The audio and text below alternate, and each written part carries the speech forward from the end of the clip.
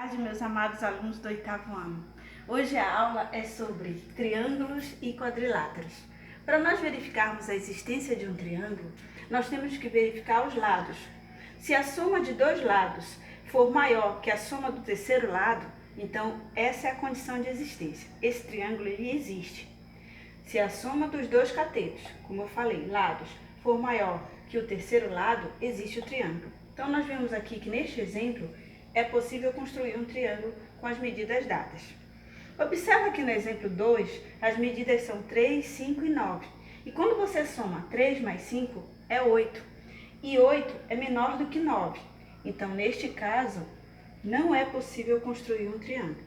O triângulo só será possível ser construído quando a soma de dois lados for maior que a soma do terceiro lado. E aí você tem que analisar todos os lados para ver se é possível construir o triângulo. Tudo bem? Observem que existem tipos de triângulos quanto aos lados e existem tipos de triângulos quanto aos ângulos. Quanto aos lados, eles podem ser equiláteros, todos os lados são iguais, isósceles, onde apenas dois lados são iguais, têm a mesma medida, ou escaleno, onde todos os lados são diferentes. Observe que quanto aos ângulos, ele pode ser um triângulo retângulo, cujo ângulo principal é o ângulo reto de 90 graus, pode ser um triângulo acutângulo, onde o ângulo é agudo, menor que 90 graus, ou obtusângulo, onde o ângulo é obtuso, maior que 90 graus. Atenção para uma coisa, meus queridos e amados alunos. A condição de soma de ângulos de um triângulo qualquer tem que ser 180, ou seja, a soma dos três ângulos internos tem que ser 180. Observem que a soma dos ângulos internos do triângulo, esse símbolozinho aqui é triângulo, é 180. Bissetriz é a metade de um ângulo.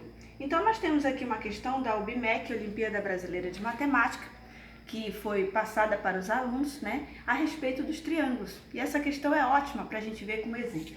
Observem que aqui tem os vértices A, B e C, e dentro deles aqui do triângulo tem os ângulos, o ângulo A, o ângulo B e o ângulo C. A soma dos ângulos é 180 graus. Mas quando você soma, você sabe que você tem um dos ângulos, que é quem? O ângulo B, que é 50 graus. Observa que fica ângulo A mais 50 graus, mais ângulo C, que é igual a 180 graus. A soma do ângulo A mais o ângulo C vai ser igual ao 180. Esse 50 está positivo e negativo, menos 50. Então, quanto é o ângulo A mais o ângulo C? 130. Mas lembrem-se que a bissetriz de um ângulo, ela reparte esse ângulo ao meio. Então, é dividido por 2. Então, nós temos aqui que a bissetriz vai ser a metade dos ângulos, do ângulo C e do ângulo A, do C e do A. Então, nós temos que A ângulo sobre 2 mais C ângulo sobre 2 é a mesma coisa que A ângulo mais C ângulo dividido por 2, que é igual a 130 dividido por 2, que é igual a 65.